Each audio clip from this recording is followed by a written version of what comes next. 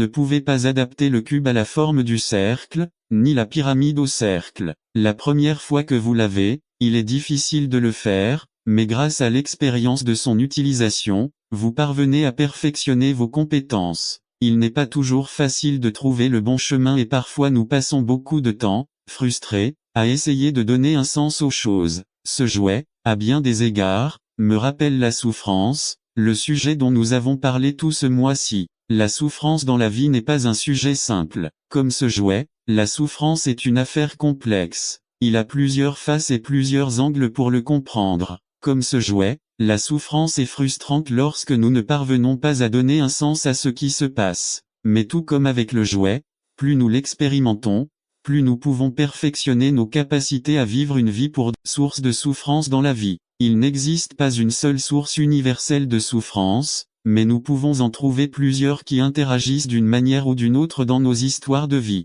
Nous avons d'abord dit que nous souffrons pour notre foi au Christ. Nous sommes appelés à vivre et à mourir pour le Christ. Il s'agit d'une souffrance exclusive à ceux qui entretiennent une relation croissante avec Christ. Si vous croyez en Jésus-Christ, vous avez été appelés à souffrir pour l'Évangile et à renoncer à vous-même. Deuxièmement, nous avons dit que parfois nous souffrons de péchés personnels. Nos mauvaises décisions entraînent de mauvaises conséquences, notre péché personnel entraîne des conséquences qui nous font souffrir. Nous avons dit, si tel est votre cas, recherchez la repentance, milieu des souffrances qui en résultent. Troisièmement, nous avons dit que parfois nous souffrons pour le péché des autres. Tôt ou tard, quelqu'un va pécher contre nous. Même dans ces circonstances, nous devons obéir à Dieu et nous grandirons en lui. Quatrièmement, la semaine dernière, nous avons dit que parfois nous souffrons de vivre dans un monde des chutes. Depuis la chute de l'humanité dans le péché, la terre était sous une malédiction, entraînant des désastres naturels,